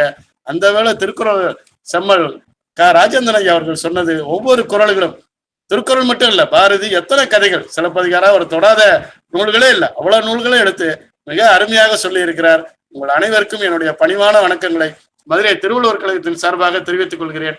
இந்த அமைப்பு மிக சிறப்பாக தமிழுக்கு தொண்டு செய்யவும், நிறைய அறிஞர்களையும் சான்றவர்களையும் இந்த இணையத்தில் இணைக்கவும் என்னுடைய வாழ்த்தை தெரிவித்துக் கொள்கிறேன். இந்த நல்ல வாய்ப்பு வழங்கிய நிர்வாகிகள் அனைவருக்கும் எனது மீண்டும் பணிவான நன்றிகளை. நன்றி நன்றி நன்றி. மனோகரன் ஐயா அடுத்ததாக பேசுங்க ஐயா. மனோகரன் ஐயா. அனைவருக்கும் வணக்கம். இன்றைக்கு நிகழ்ச்சி வெகு சிறப்பு. இன்றைய இந்த நிறுவனத்தினுடைய தலைவர் சரஸ்வதி அம்மையார் அவர்கள் திருவள்ளுவர் மாலையிலே இருந்து ஒரு பாடலை அருமையாக பாடி மெல்ல இந்த அவையை ஒரு கேட்கக்கூடிய தளத்திற்குள்ளே நகர்த்தினார். அதற்கு அடுத்தபடியாக தலைமை உரையாற்றிய அம்மா மிக தெளிவாக நான் செவிமடுக்க இருக்கிறேன். நிறைய அம்மா பேசுவாங்க. குமரிச்செல்வன் ஐயா சொல்லுவாங்க, அம்மா அவ்வளவு செய்திகளை உள்ள வச்சிருப்பாங்க. அது உண்மைதான். அவர்கள் மெல்ல அப்படி சொல்லி அதற்கு அடுத்தபடியாக அருமை நண்பர் திருக்குறள் செம்மல் ராஜேந்திரன் ஐயா அவர்கள் இன்றைய உரையை அவர் காட்சிகளின் ஊடாகவே மெல்ல மெல்ல நகர்த்தி நம்முடைய மனதிற்குள்ளே சிக்க வைத்து விட்டார். எத்தனை காட்சிகள், வறுமை குறித்த காட்சிகள். வறுமை வள்ளுவம் எப்படி சொல்லியிருக்கிறது, புறநானூறு எப்படி சொல்லியிருக்கிறது, பக்கத்தில் இருக்கக்கூடிய நாடுகளெல்லாம் அந்த வறுமையினுடைய கோரப்பிடிக்குள்ளே சிக்குண்ட அந்த சம்பவத்தை, அந்த காட்சியை அப்படியே கொண்டு வந்து காட்டினார். எனக்கு ஒரு பாடல் நினைவுக்கு வருகிறது. நம்முடைய தமிழகத்திலேயே ஈஸ்வர வருடத்து பஞ்சம், அதை பற்றி மாயூரம் வேதநாயகர் ஒரு கீர்த்தனையிலே பதிவு செய்கிறார். பஞ்சம் தீர் ஐயா உமையன்றி தஞ்சம் யார் ஐயா. இதுதான் அதனுடைய எடுப்பு அல்லது பல்லவி. 8 நாள் 10 நாள் பட்டினியோடே இடையிலே கந்தை இரு கையில் ஓடை ஒட்டி உலர்ந்த உடல் என்பு கூடை 1 கோடி பேர்கள் வசிப்பது காடே ஊரும் இல்லாமல் பேரும் இல்லாமல் குடிக்க தண்ணீரும் இல்லாமல் பாரில் அநேகர் பரதேசி ஆனாரே ஊரில் அநேகர் உயிர் மாண்டு போனாரே. அப்படியே அந்த காட்சியை வேதநாயகர் கொண்டு வருவார். அந்தபடியாக இந்த வறுமை புறநானூறு முழுக்க அங்கே வள்ளல்களை தேடி பாணர்கள் போவார்கள். அவங்க போற அந்த காட்சி, அவை சொல்லுவாப்புல ஈரும் பேணும் இருந்து இறை கூடி அப்படின்னு சொல்லுவாங்க. அந்த அளவுக்கு அந்த தலை அழுக்கு பிடித்த தலையாக, தொலைவு சாதாரண தொலைவு இல்லை. அதாவது புறநானூறு காட்டும், அதை நீங்க 10 பாட்டுலையும் பார்த்துக்கலாம். அது ஒரு வரியில அப்படி போடுவாரு, நெடிய என்னாது சுரம்பல கடந்து வடியானாவின் வல்லாங்கு பாடி பெற்றது மகிழ்ந்து சுற்ற மறுத்தி வரிசைக்கு வருந்தும் இப்பரிசில் வாழ்க்கை. அதான். ஏன்னா இந்த பசி அந்த அளவுக்கு இவர்களை பாடாக படுத்தி இருக்கிறது. ஆனாலும் கூட வள்ளுவர் அதற்குள்ளே ஒன்றை வைக்கிறார். அதில் அவர் சொல்லும்போது வள்ளுவர் அந்த காலகட்டத்திய நபர். ஆனா அவர் தான் சொன்ன அந்த கதையில இந்த காலகட்டத்தில் இருக்கக்கூடிய ஒரு BMW கார் அப்படின்னாரு. அது என்ன அழகா, அதாவது இவருடைய உரையிலே பழமையும் புதுமையும் சந்திக்கக்கூடிய ஒரு சந்திப்பு நல்லா இருந்தது. அப்போ அறம் சாரா நல்குரவு ஈன்ற தாயாலும் பிறன் போல நோக்கப்படும். என்ன அருமையான ஒரு குறள். அதை எடுத்து வச்சு அவர் சொன்ன அந்த பாங்கு. அதுக்கடுத்து ஈகையை எடுத்துக்கிட்டார். அது எல்லாருக்குமே தெரிஞ்ச ஒண்ணுதான். அதுல குமணவள்ளல அப்படி கொண்டு வர்றார். யார் பார்க்க வந்தது? புலவர் பார்க்க வர்றார். இப்போ அந்த காட்சி. இப்போ அவர் என்ன செய்யறாரு? என் தலையை வெட்டி கொண்டு போய் என்னுடைய இளவல்கிட்ட கொடு. அவன் கொடுப்பான். ஆக அந்த காட்சி கொடுக்கணும். அதுதான் சேர்த்து வைத்து என்ன பண்ண போறோம்? போகும்போது ஒண்ணும் இல்லையே, இருக்கின்ற போது இருப்பதை எல்லோருக்கும் கொடுத்து எல்லாருடைய முகங்களிலும் உள்ளங்களிலும் மகிழ்ச்சி என்ற ஒரு விதையை ஊன்றி அந்த விதை ஒரு மரமாக வளர வேண்டும் என்ற ஆசை அவா. அதுல நீங்க பாத்தீங்கன்னாக்க ஒரு ஒரு அருமையான அந்த புறப்பாடல் தான். அதாவது நாராய் நாராய் செங்கால் நாராய் அப்படின்ற அந்த பாட்டுல அது ரொம்ப அருமையான ஒரு விஷயம். அது என்ன அழகா உள்ள கொண்டு வந்து சேர்க்கிறாரு.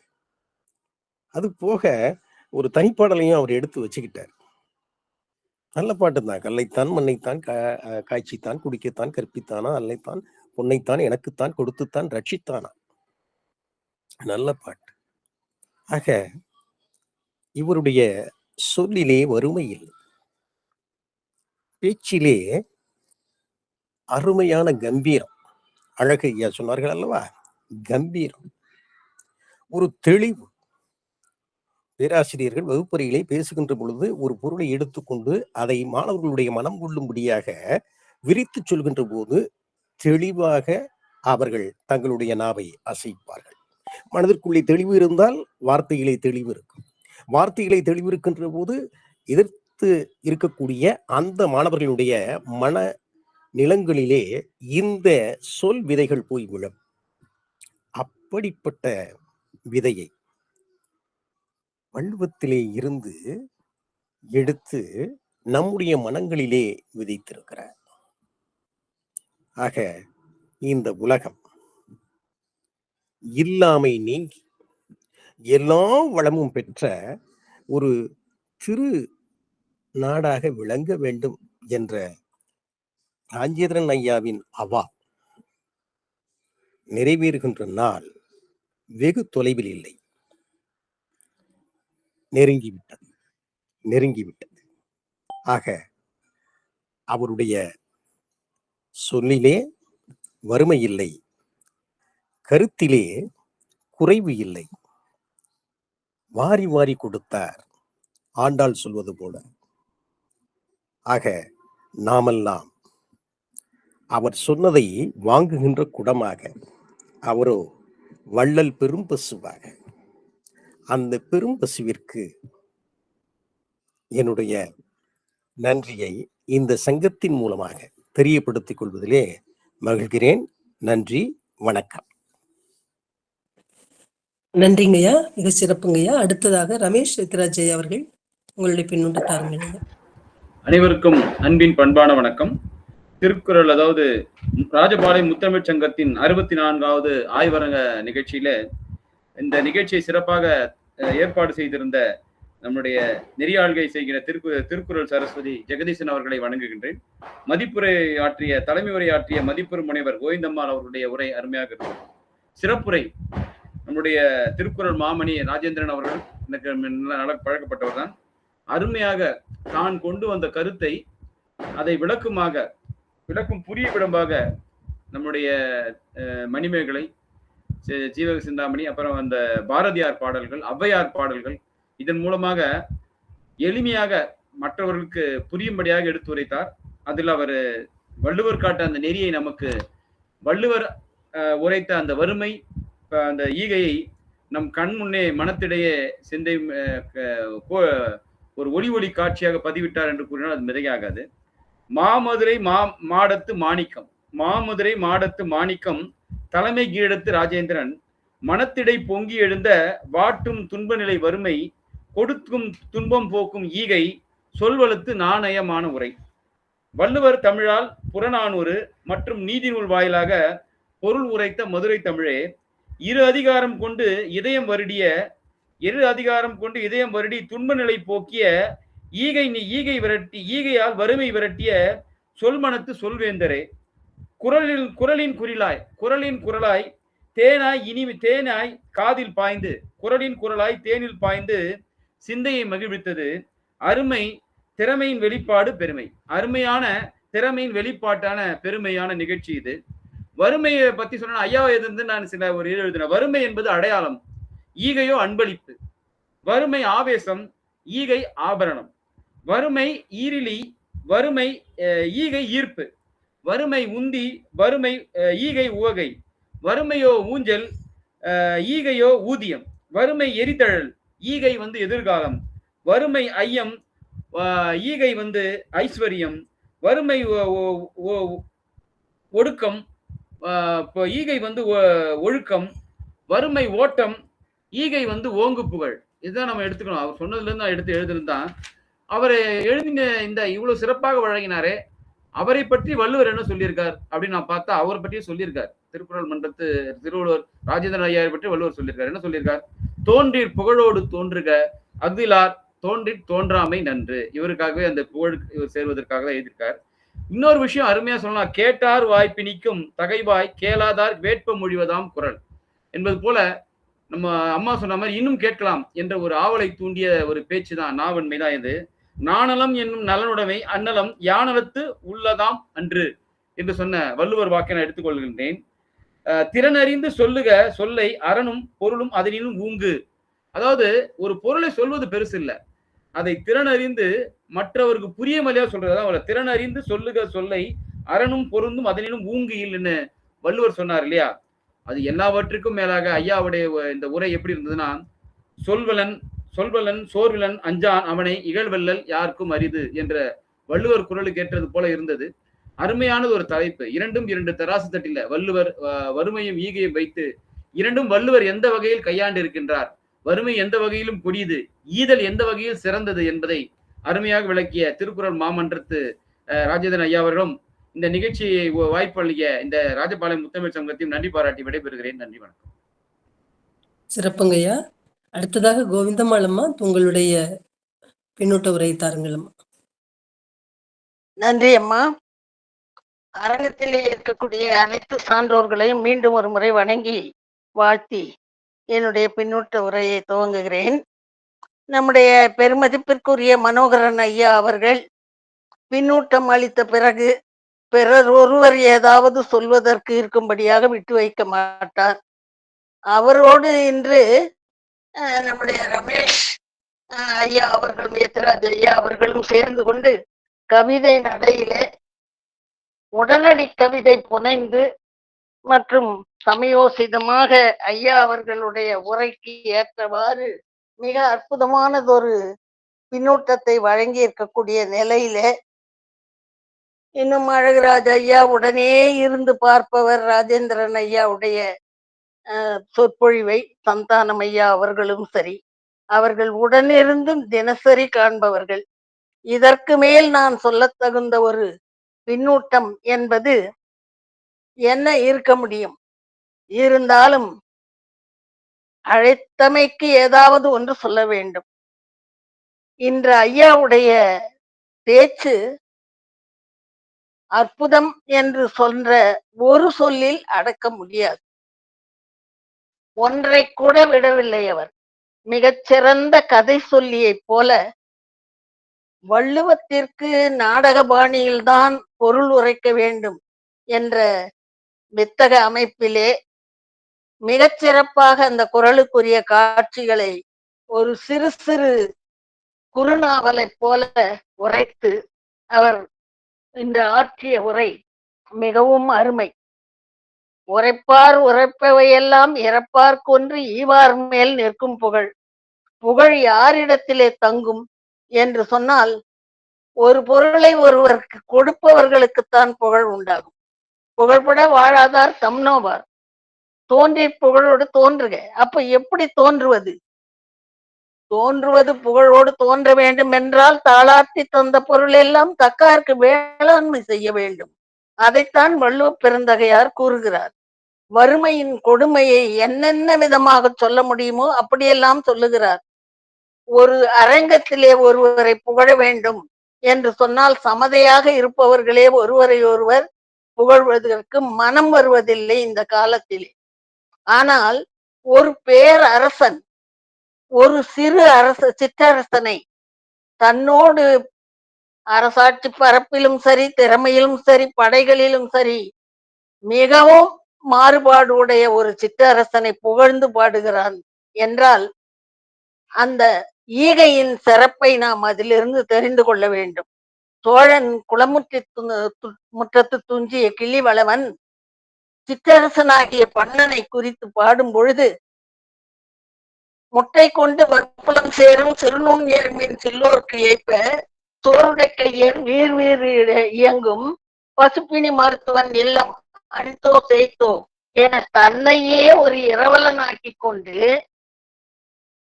எறும்புகள் மழை காலத்திலே உணவை சேமித்து வைப்பதற்காக கையிலே ஏந்தி கொண்டு வரிசை வரிசையாக செல்வது போல தோற்று உருண்டைகளை சுமந்து செல்லும் சிறுவர்களுக்கு கொடை அளிக்கக்கூடியவன் பண்ணன் என்று நான் கேள்விப்பட்டேன். என் வறுமை தீர நான் அவனை காண வேண்டும். அவனுடைய இல்லம் பக்கத்தில் இருக்கிறதா அல்லது தொலைவில் இருக்கிறதா என்று ஒரு இரவலனாக தன்னையே மாற்றிக் கொள்ளுகிறான் என்றால் அந்த ஈகையின் சிறப்பை நாம் புரிந்து கொள்ள வேண்டும். அடுத்ததாக இவர் சக்திமுற்ற புலவரை எடுத்துக்கொண்டார்.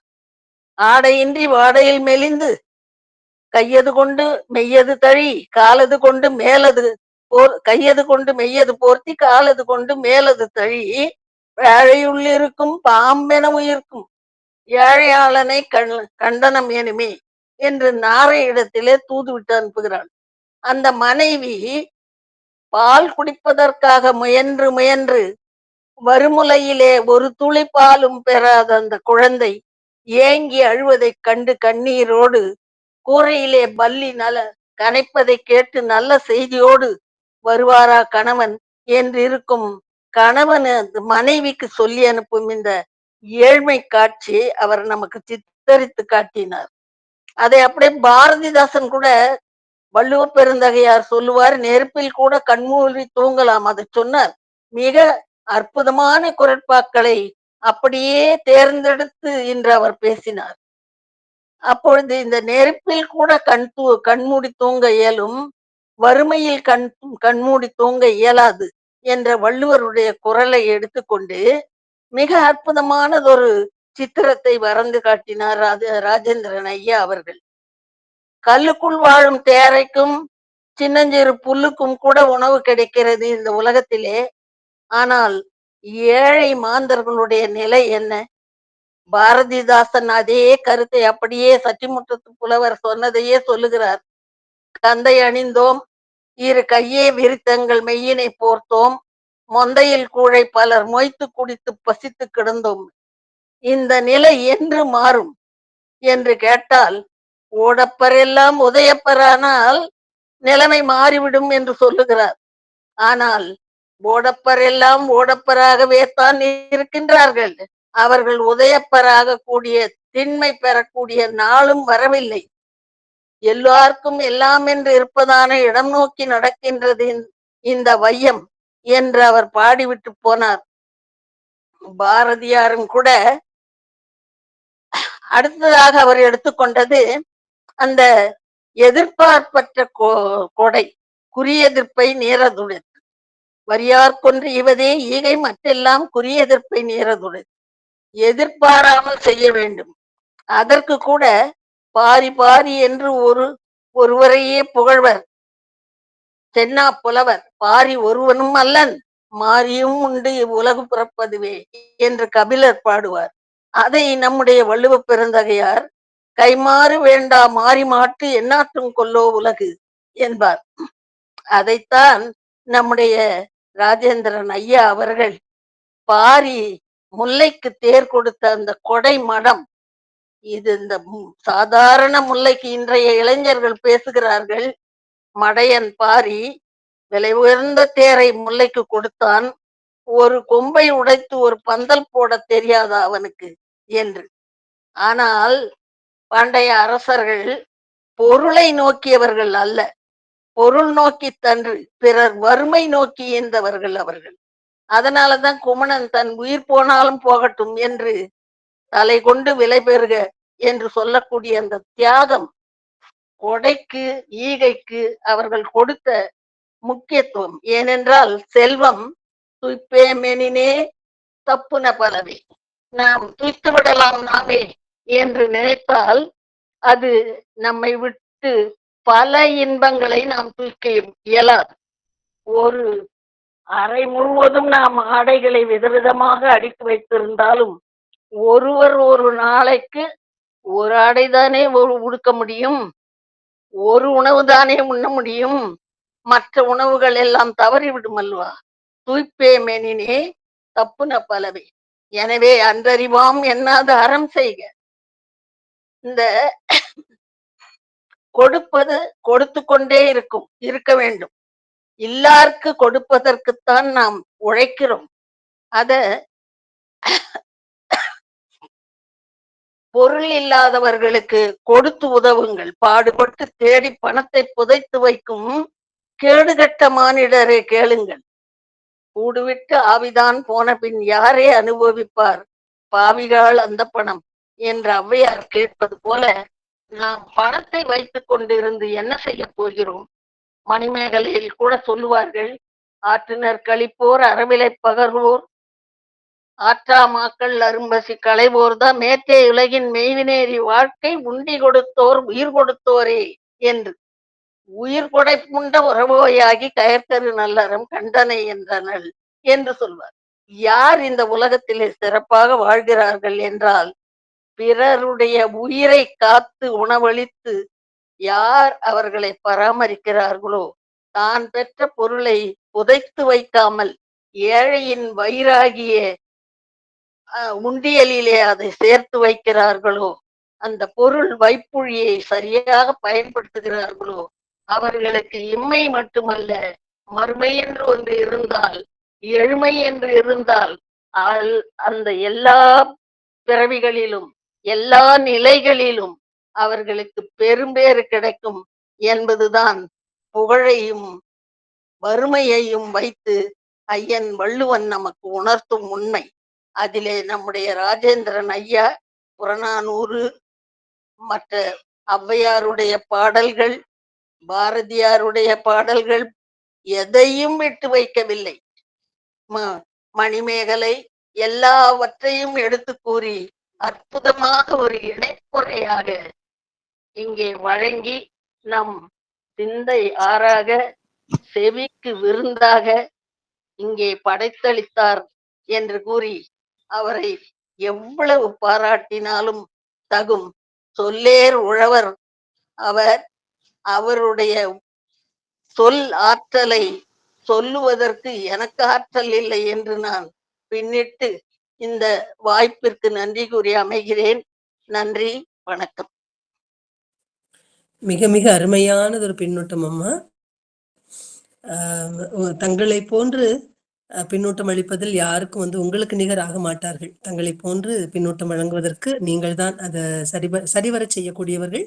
அடுத்ததாக நாகஜோதி அம்மா, நீங்க பின்னூட்டம் வழங்க வாருங்கம்மா. அம்மா நன்றிம்மா. அனைத்து நல் உள்ளங்களுக்கும் என் பணிவான வணக்கத்தை தெரிவித்துக் கொள்கிறேன். ஐயா கொடுத்த விளக்கங்களுக்கு அளவே இல்லை.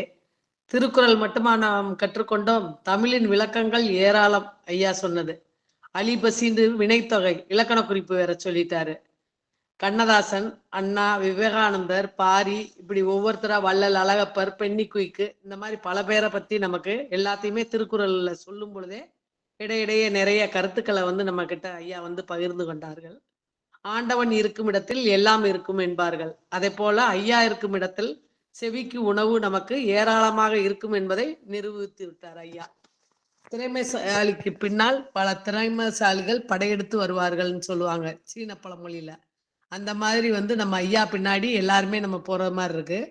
ஐயா அந்த பகுத்துண்டு பள்ளியூர் ஓம்புதல் தோற்றோர் சொன்னார். அது அப்படியே பள்ளி பருவத்துக்கு இழுத்துட்டு போயிட்டாரு. ஸ்கூல்ல நம்ம சத்துணவு வாங்கணும்னா இந்த குறளை சொன்னாத்தே சத்துணவுல கை வைக்க விடுவாங்க. அந்த மாதிரி ஐயா நமக்கு எல்லாமே கொடுத்து ஈகைக்கு எல்லை என்பதே இல்லை என்று ஐயா நமக்கு சொல்லி முடித்து விட்டார். எனக்கு இந்த வாய்ப்பு கொடுத்ததுக்கு ரொம்ப நன்றிம்மா. நன்றி நன்றிம்மா, சிறப்புங்கம்மா. அடுத்ததாக செல்வன் ஐயா. நன்றி ஐயா நன்றி வாங்க. நன்றி நன்றி. அனைவருக்கும் வணக்கம். இன்னைக்கு ஐயாவுடைய உரை எப்படி இருந்ததுன்னா, இன்னைக்கு ஒரு அதாவது வறுமையும் ஈகையும் வள்ளும் காட்டும் வறுமை, இது ஒரு ஒரு தொகுப்பு. இன்னைக்கு ஒரு 5 அதிகாரத்தை அப்படியே முழுமையா அதோடைய முழு சாராம்சத்தை நமக்கு கொடுத்தது போன்று இருந்தது. இது ரெண்டும் பிரிக்க முடியாது. எப்படி கல்வி கல்லாமை இப்படி பக்கத்துல பக்கத்துல இருக்கு. ஆனா இது அப்படி இல்லை. நல்விரவு, இரவு, இரவச்சம், இது எங்கேயோ இருக்கு. 105, 106ல இருக்கு. இது ஆம், ஈகை, ஒப்புரவு அறிதல், இந்த இந்த அதிகாரங்களை ஐயா தொகுத்து கொடுத்த விதம், அதாவது என்னைக்கும் மறக்க முடியாது. இந்த நல்குறவுங்க அதிகாரத்தை மறக்கவே முடியாது. ஐயா கொடுத்த ஒண்ணு அப்படி அந்த சிறு கதை தொகுப்பு மாதிரி இருந்தது. அதாவது அறம் சாரா நல்குறவு, அந்த ஈன்ற தாய், அந்த இதுக்கு உடனே ஒரு பிஎம்டபிள்யூல வரக்கூடிய ஒரு அம்மா, அத மாதிரி நான் சொல்றேன். அந்த நல்லுறவுங்க அதிகாரத்தை இனி மறக்க முடியாது. அதுல எல்லா குரலும் நினைச்சாலே ஐயாவுடைய கதை தான். அவரு ஐயா எப்படி நமக்கு அத சொன்னாங்களோ அந்த கதைகள் வரும். இது பிரச்சனைகள், அதற்கு ஒரு தீர்வு, ஈகை, ஒப்புரவு அறிதல், இதை போன்று இந்த அதிகாரங்கள் இருக்கக்கூடிய அந்த தீர்வுகளை ஐயா ரொம்ப சிறப்பா சொன்னாங்க. அதே போல இன்னைக்கு பின்னோட்ட சொன்னவங்களும் சான்றோர், நம்ம அவையில ஒரு பிரச்சனை என்னன்னா, எல்லாருமே ரொம்ப தெரிஞ்ச சான்றோர் பெருமக்கள். எங்களை போன்ற ஒரு சில பேருக்கு தான் சரியா தெரியாதே தவிர மற்றவங்க எல்லாத்துக்கும் அப்படி நிரம்பி வழியுதுன்னு சொல்லுவோம்ல, அவங்கள தடுத்தா கூட அவங்களால நிற்க முடியாது. கோவிந்தமலம்மா, எவாஞ்சலி மனோகரன் ஐயா, அப்படி எல்லாருமே அவங்கள கட்டுப்படுத்தவே முடியாது. ஏன்னா அவ்வளவு நாலேஜ் வச்சிருக்காங்க. அதை என்ன பண்றது, அவங்க நின்னாலே அது அத்தனையும் தானா வெளியே விழுற மாதிரி தான் அவங்களுடைய கருத்துக்கள்லாம் இருக்கும். அவங்க கேட்க அவ்வளோ இனிமையா இருக்கும். அதாவது சிறப்புரைக்கு அடுத்தது இன்னும் சிறப்புரைகள் மாதிரி தான் பின்னோட்ட கருத்துக்கள்லாம் இருக்கு. அப்படி இன்று ஐயாவுடைய உரை ராஜேந்திர ஐயாவுடைய உரை கல்ல நிற்கிற மாதிரியே இருக்கு. அது மறக்காது. அதாவது எல்லாரும் பேசுவாங்க, பேசிட்டு கொஞ்ச நேரத்தில் மறந்துடும். ஆனா மறக்காம அந்த நல்குறவுங்க அதிகாரம், அந்த இரவு அச்சங்கள் அதிகாரத்திலிருந்து அப்படியே கல்ல என்னைக்கு நிற்கிற மாதிரி அந்த பிரச்சனைகள்லாம் சொல்லி அதுக்கு ஐயா இந்த இது தீர்வுகள்லாம் சொன்னது மிகவும் சிறப்பாகுது. ஒரு அருமையான அந்த கான்செப்ட் எடுத்து உண்மையிலேயே ஒரு சிறப்பா கொடுத்தாங்க. அருமையா இருந்தது ஐயா, மிகவும் அருமை. நன்றி. நன்றிங்க ஐயா, மிக சிறப்பு. அடுத்ததாக அறிவன் ஐயா, உங்களுடைய பின்னோட்டத்தாருங்க ஐயா. நன்றிங்கம்மா, நன்றி. ராஜபாளையம் முத்தமிழ் சங்கம் நாளும் நாளும் மிகச்சிறப்பான ஆளுமைகளை இங்கே கொண்டு எங்களுக்கெல்லாம் மிக அருமையான தேனிசை விருந்தை வழங்கி எங்களுடைய குருதியை தூய்மைப்படுத்தக்கூடிய அளவிலே, மூளையை சிறப்பிக்கும் வகையிலே, சிந்தனையை மேம்படுத்தும் வகையிலே, அறிவார்ந்த கருத்துக்களை பல பல வகையிலே தேடி தேடி பார்த்து மகிழ்வை ஊட்டுகின்ற தன்மை மிகவும் மிகவும் சிறப்பாக இருக்கின்றது, மகிழ்வாக இருக்கின்றது. ஈடு இணையற்ற ஒன்றாக நாங்கள் கழித்து கொண்டிருக்கின்றோம், நாம் கழித்து கொண்டிருக்கின்றோம். இதில் பிரித்து சொல்வதற்கு ஏதும் இல்லை என்ற அளவிலே அதை நாம் என்று சொல்வதே மிகச் சிறப்பாக இருக்கும். இனிய உளவாக ஈந்த இனிமை கனியினும் தேனாய் கனிந்து, இது திருக்குறளில் போய் தேடினா கிடைக்காது, இது மதிக்குறள். இனிய உளவாக ஈந்த இனிமை கனியினும் தேனாய் கனிந்து, இது ஐயாவுக்காக எழுதப்பட்ட மதிக்குறள். மதிக்குறள் என்றால் அறிவன் எழுதக்கூடிய குறள் மதிக்குறள். நம்முடைய மதிப்புரிய ஐயா உரையாளர் ராஜேந்திரன் ஐயா அவர்கள் இன்றைய உரையிலே பாரி ஓரி பேகன் என்று அப்படி அப்படி அப்படி அப்படி திருக்குறள் தான் சொல்லுவார்னு பார்த்தா ஈகை என்ற வகையில் அதெல்லாம் சொல்லுவார்னு பார்த்தா வரிசையாக கட கட கட கடன்னு பல பேர் எடுத்துகிட்டு வந்து இங்கே நினைவுபடுத்தி விட்டார். அந்த ஈகை இசைப்பட வாழ்தல் அது வல்ல பேகனும் பாரதியும் பேர். பேகன் எங்க, பாரதி எங்க, அவர் வாழ்ந்த காலம் எங்க, அந்த பாரி ஓரி பேகன்லாம் எந்த காலம், பாரதி எந்த காலம், பாரதி வாழ்ந்த வாழ்க்கை என்ன, இவங்களெல்லாம் வந்து ஒன்றோட ஒன்று ஒப்பு நோக்கி சொல்லணும் அப்படின்னு சொன்னால் அதெல்லாம் வந்து அவ்வளோ எளிமையான செயல் இல்லை. ஐயா அவர்கள் மிக அழகாக அவர்களை பெயர்த்து ஒன்றிணைத்து மிக அழகாக சொல்லியிருக்கின்றார். அந்த வகையில் அந்த நாள் மலர் காசு பிறப்பு அப்படின்லாம் சொல்லும்பொழுது திருக்குறளில் என்னெல்லாம் வருமோ அந்த வகையிலெல்லாம் வந்து மிகச்சிறப்பாக சொல்லியிருக்கிறாரு. அரசினை ஏந்திடும் ஆண்டவிந்த இந்திரன் நம்ம ராஜேந்திரன். அரசினை ராஜேந்திரன் அப்படின்னா அரசினை ஏந்திடும் ஆண்டவிந்த இந்திரன் வர இருக்கும் யாவர்க்கும் வார்ப்பு. இதற்கு முன்னாலும் இதற்கு பிறகும் வழங்கக்கூடிய அத்துணை சொற்பொழிவுகளுக்கும் இவர் இன்றைக்கு கொடுத்த நிகழ்வு மிகப்பெரிய வார்ப்பு. அரசினை ஏந்திடும் ஆண்டவிந்த இந்திரன் வர இருக்கும் யாவிற்கும் வார்ப்பு. அழிந்த பசி அழிகின்ற பசி அழிய இருக்கும் பசி என்ற அந்த பசியினுடைய போக்கை மிக அழகாக அந்த முக்காலம் என்ற வகையிலே ஐயா அவர்கள் மிக திறம்பட முக்கால ஈகத்தன்மையின் பயனை, பொருளை, பயன்பாட்டை போந்து அயனை அளவிலாது ஆர்த்து. இது மதிக்குறள். பயனை, பொருளை, பயன்பாட்டை போந்து அயனை அளவிலாது ஆர்த்து என்ற அளவிலே ஐயா அவர்கள் இன்று மிகச்சிறப்பான உரையை நிகழ்த்தியிருக்கின்றார். ஒவ்வொரு நாளும் உரையாற்றக்கூடிய அத்துணை பேருக்கும் இவ்வாறெல்லாம் ஒரு பின்னூட்டம் வழங்க வேண்டும் என்ற அளவிலே ஒவ்வொருவரும் மிகச்சிறப்பான உரையை நிகழ்த்தி கொண்டிருக்கின்றார்கள். என்றாலும் இன்றைக்கு வீட்டிலே இருக்கின்றேன் என்ற அளவிலே இதற்காக எழுதி சொல்ல வாய்ப்பு கிட்டியது. அது நான் கொண்ட பாக்கியம், என்னுடைய வாய்ப்பு என்று கருதி அத்துணை இதற்கு முன்னாலும் இதற்கு பிறகும் வர இருக்கின்ற அத்துணை பேருக்கும் இவ்வாறான சிறப்பு இருக்கின்றது. அத்துணை பேரையும் இப்படி போற்ற வேண்டும் என்றே கருதுகின்றேன். வாய்ப்புக்கு நன்றி பாராட்டி அரங்கத்தை வணங்கி இன்றைய உரையாளரை சிறப்பித்து மகிழ்ந்து போற்றுகின்றேன். நன்றி, வணக்கம். நன்றிங்க, மிக சிறப்புங்க ஐயா. அடுத்ததாக அசோகன் ஐயா, உங்களுடைய பின்னோட்டு தாருங்கள் ஐயா.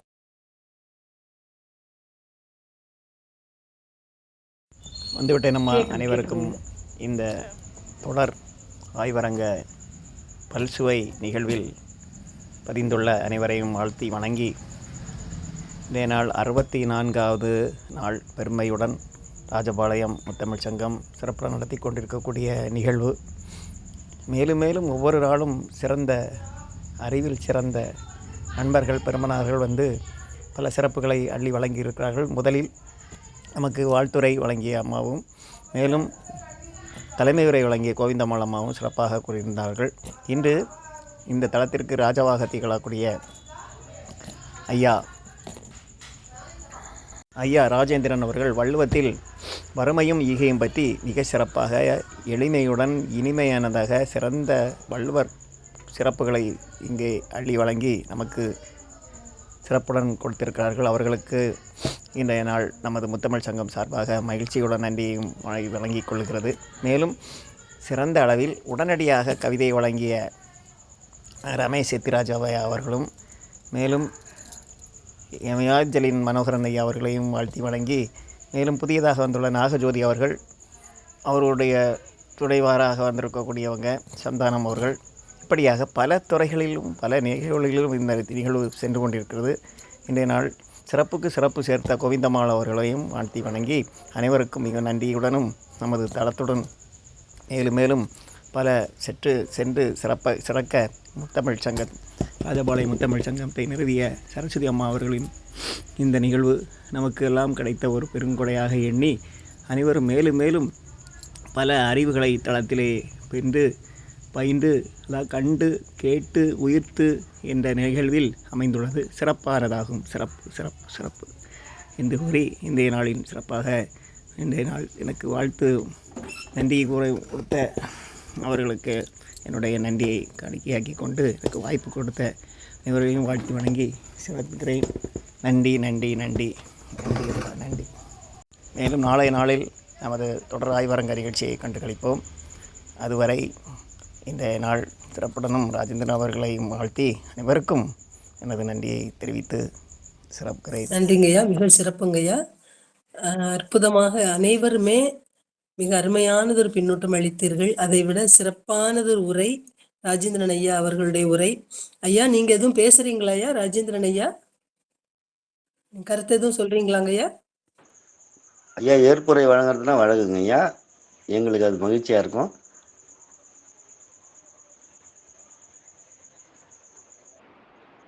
ஐயா, மியூட் எடுத்துக்கோங்க. ஐயா, என்னுடைய உரைக்கு பின்னூட்டம் செய்த அனைவருக்கும் என்னுடைய நெஞ்சார்ந்த நன்றியை நான் தெரிவித்துக் கொள்கிறேன். அந்த முத்தமிழ் மன்றத்திற்கு என்னுடைய வணக்கத்தையும் வாழ்த்தையும் தெரிவித்து நிறைவு செய்கின்றேன். நன்றிங்க ஐயா. அதோடு நிகழ்ச்சி நிறைவு செய்யலாம்ங்கய்யா. செல்வன் ஐயா. ஆமா, நிறைவு செய்யலாம். அனைவருக்கும் நன்றி. நன்றி. நிறைவு செய்யலாம். நன்றி. மிக்க நன்றி.